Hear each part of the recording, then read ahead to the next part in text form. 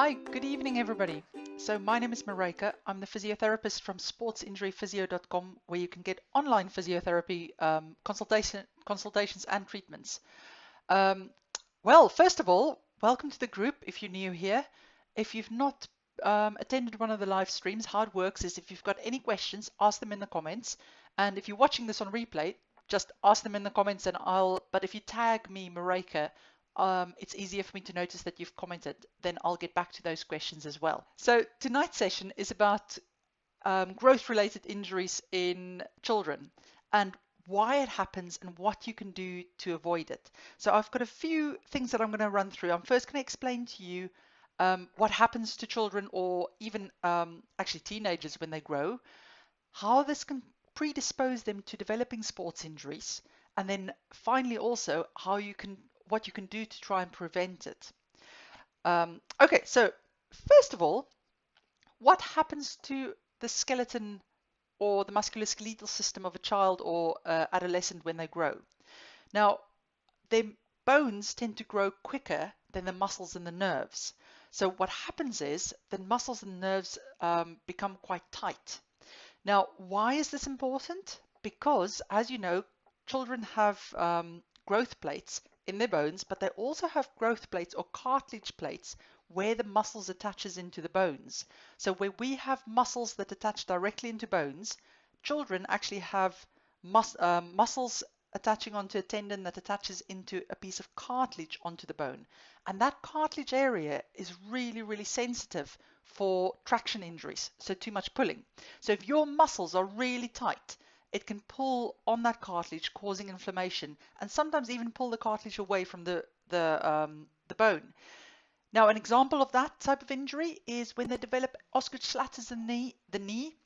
So at the knobbly bit here on the tibia, or sometimes where it attaches to where the tendon attaches to the kneecap. Also at the heels where the Achilles tendon attaches. Those are all injuries to that cartilage growth plate.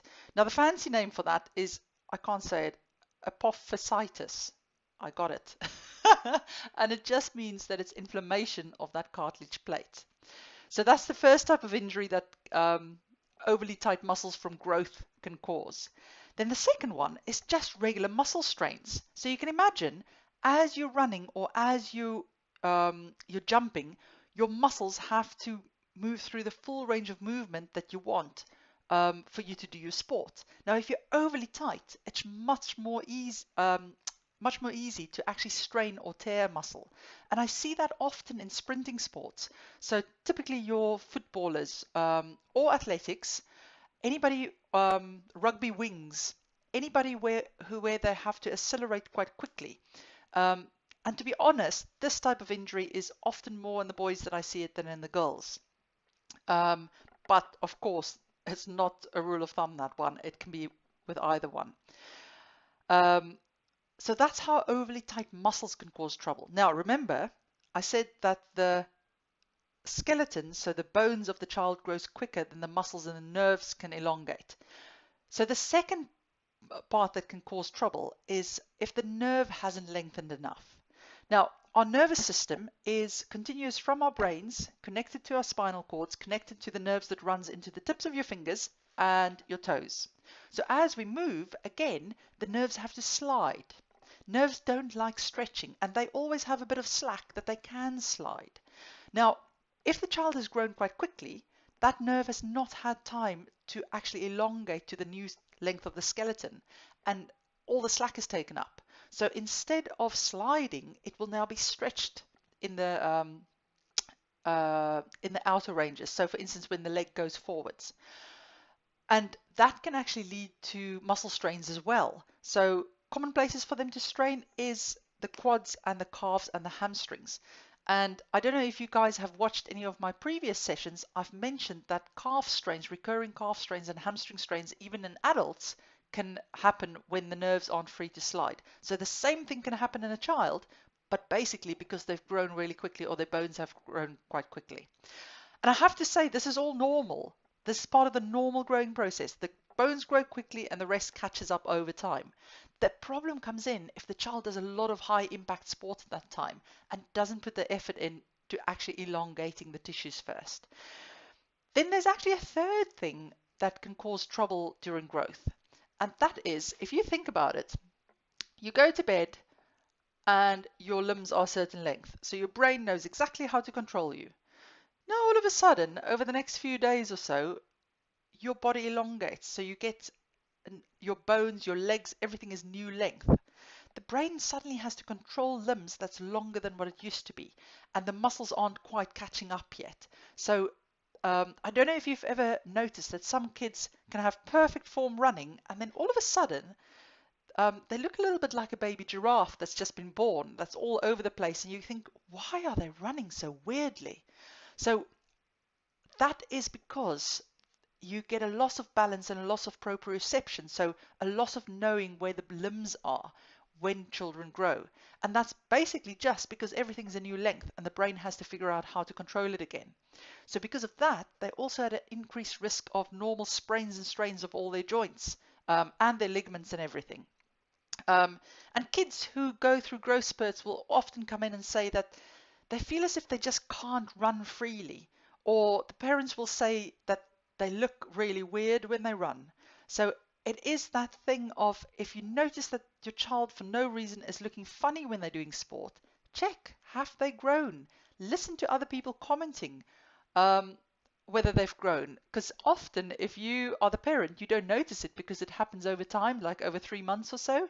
But if, for instance, they get ready to go to school and you notice that, oh, their trousers are now too short or their feet are too big for the shoes, chances are they've gone through a growth spurt. And that's also my first question when a child comes into my office or consults me online about an injury is, how much have you grown in the last 3 months? Because that is really important. So what can we do about that? Or what can we do to try and prevent it? Now, if you think about it, that part of the problem is that the bones have grown too quickly for the muscles and the nerves to keep up, then flexibility work is an obvious solution to half of the problem. And when I talk about flexibility work, I'm talking about long, sustained stretching.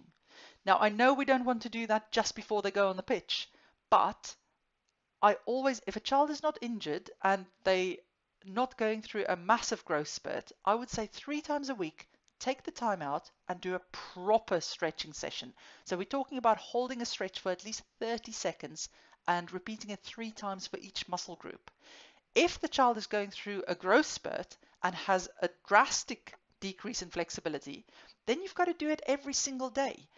And I know it's a bit boring and there's not always time, but I find if they do it in front of the television, it's a good distraction method and they don't even notice that they're stretching.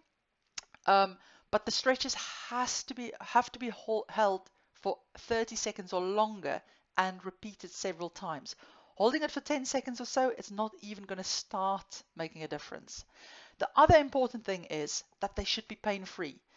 Now, if the kids are as tight as the ones that I see on a regular basis, then trying to reach your toes can be really, really painful.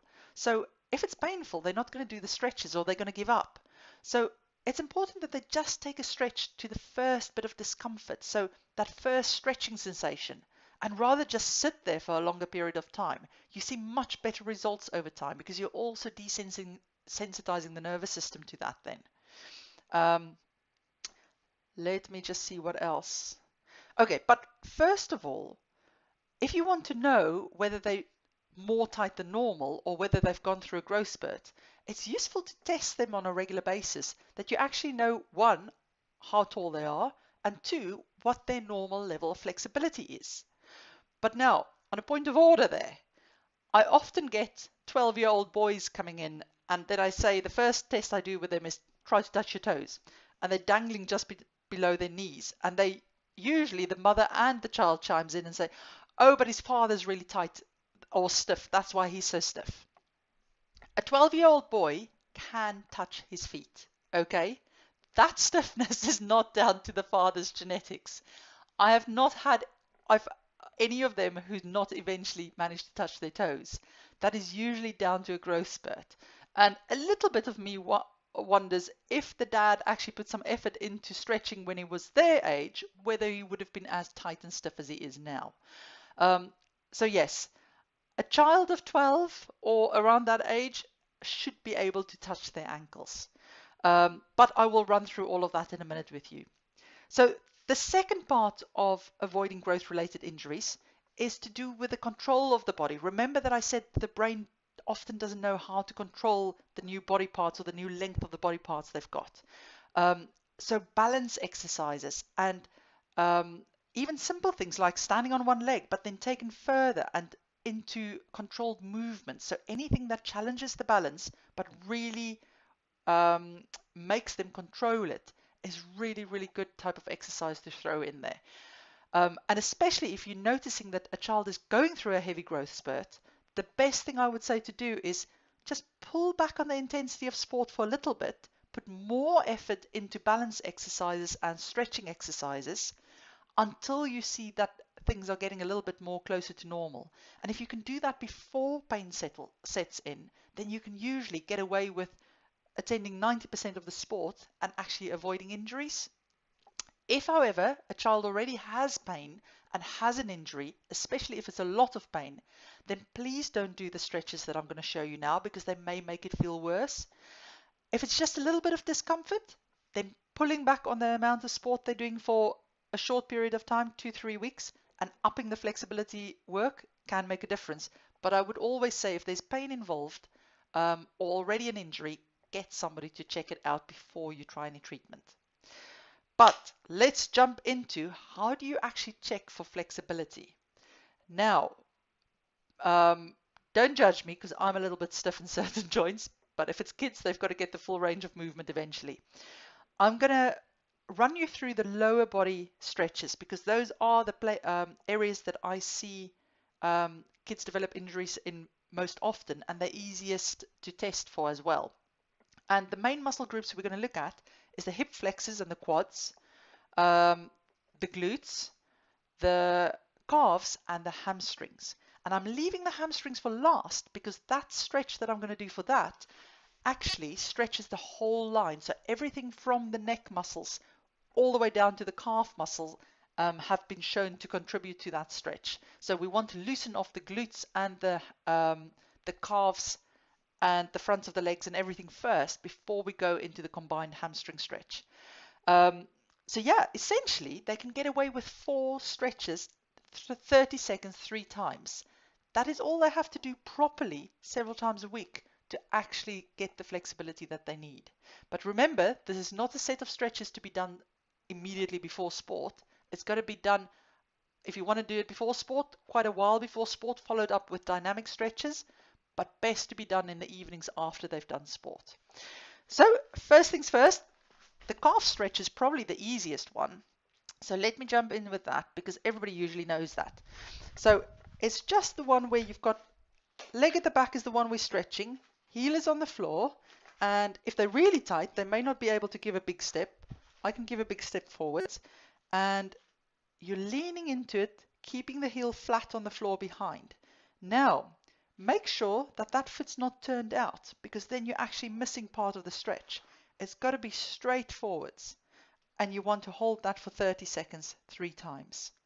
Of course, you can be fancy and do knee bends and stuff as well, but in my experience, if you want to get kids to do things, keep them simple, don't overload them, and just do the bare minimum. So that is the bare minimum calf stretch that will get you some results. Then from there, quad stretch. Now I prefer doing the hip flexor combined quad stretch on the floor because you can really isolate it. But if they're really, really tight, they may have to start with a standing one. So let me show you how I do it. First of all, you can hold on because it's not a balance exercise and it's better that they're stable.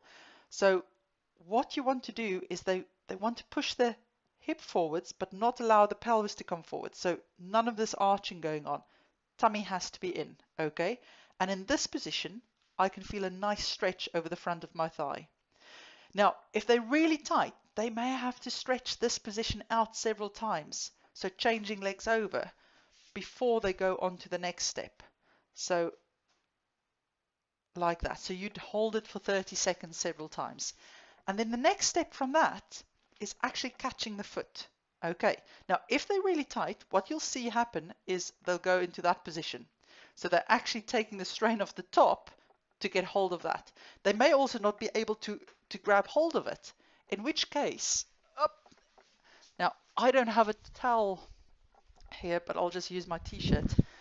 Up. It really helps to just hook something over the foot. So if they're really, really tight and they can't maintain that position, they can just get hold of the foot in that position. Now, normal range for that, I would want them to be able to extend the hip and get the heel closer to the bum, so about there. But you can see that I'm compensating by coming into there because mine's not long enough. So they don't have to touch, but they've got to get quite close to it. That would be normal range. If they can't get hold of their foot in this position, it's definitely tight. So that's for the quad. Then for the glutes, I just do the good old favorite combined glute stretch, which is the figure 4. You cross one leg over the other and you grab hold of the thigh and you pull it towards you. Now, let me just make sure that I can see myself fully. Yep, that's fine. So, foot on thigh, thread the hands, pull it towards you. Now, this elbow can be used to actually push the knee further out if you want. But the main part of it is to bring it close to your body first. Don't get so involved with pushing that out that you end up pushing it out there, because then you won't get the stretch. So to show you this side again, that, come out, and you should be feeling the stretch there. Now, often, if their hamstrings are really tight, they will feel the stretch there, and that's okay, because as soon as that's stretched out enough, they will start feeling it there. So it doesn't matter if they feel it mostly there. That's just where they're tightest for the moment. Good. So now we've loosened off the calf muscles, we've loosened off the glutes, and we've given the nerve the best chance to be able to slide. Because remember how I said the nerve is continuous from the neck or from the brain down to the tips of the toes? My hamstring stretch of choice is the one where you reach for the foot. And in this position, can you see that you're also stretching the whole nervous system with that? So you've got to loosen it off first. Now, you'll notice that I can sit with my pelvis tilted forwards and I can easily come into a flexion position and get my chin down. And ideally, you also want to reach with both hands equal distance to the foot. Don't let them go for the toes, because that's often so uncomfortable that they just hang on. There aren't many kids who are on the tight side that can get into this position. They often just get to about there, and that's fine. So what I tend to do is I get them to just slide down until they feel the first stretch sensation, and they just hold it there. But they've got to make sure that they bring the chin or the head down as well. Most of the kids actually that I see in practice is too tight. They can't even sit like this. They like that. So if that happens, what I get them to do is I actually prop them up against the wall. So I get their bottoms against there and then just get them to sit like this. And often that's already stretching for them. And that's fine. Then that's all that they're doing. That's where they start. But I make sure that I show them how far they can reach. And I usually ask for about that much improvement on a weekly basis. So they've got something to work towards. And they find it extremely satisfying when they can come back and show me that, look, I'm nearly at my ankle. I normally find that a child who's able to reach to about lower third of the shin, if they stretch every single day and sometimes twice a day for 2 weeks, they can usually reach their ankles by the end of the 2 weeks. For some it takes a little bit longer, for others it happens more quickly. But all the kids that I've worked with have managed to get to their ankles. So I would say that unless there's very extreme circumstances, that is what you should aim for. I know that there's research out there to show that stiffer tendons and things are really good because it returns more energy when you're running. That's fine, but that research is for adults, okay? For children, our main objective is to get them the flexibility and the strength that they need. And when they go through a growth spurt, flexibility is key first, flexibility and control. So don't forget about the balance exercises. You will normally see that they look quite scrawny and as if they can't control things very well until they get to the point where they stop growing, and then they start getting muscle bulk. So with the boys, I usually see them even towards the final years of school, they're not that muscly yet. But 2 years after school, then they've bulked up because suddenly the body has now stopped growing in length. It's now starting to use the energy to get muscles to bulk it up. So it's quite important when you think about children that you don't just think of them as being small adults, because they're not. Their skeletons are different. The things that we aim for when they train and things should be different. And also, they're not as robust that they can carry on with hours and hours and hours and hours of training without actually having negative effects from it. Now, today, I really just touched on the types of injuries that kids can get, and it's just the main injuries they get from really fast growing. But of course, there's loads of other injuries that happen through overload, and I can talk about those at a different point in time. Now, please, if you've got any questions, especially about the exercises, let me know in the comments. Like I said, if your child has pain, then don't do these stretches with them. Have him checked out first by a physio or somebody or doctor or somebody who can advise you whether stretching is the right way to go at the moment, because if you stretch painful things, they can often feel worse. And especially if it's a stretch injury, like you've pulled a muscle or something because things were too tight, you have to let that calm down first before you can start with strong stretches.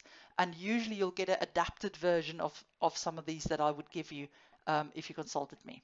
So let me know if you've got any questions, and remember, if you've got an injury, you can always consult me via Skype or WhatsApp video call. Take care. Thank you for watching. If you would like to learn more about preventing sports injuries, make sure you hit the subscribe button. See you next time.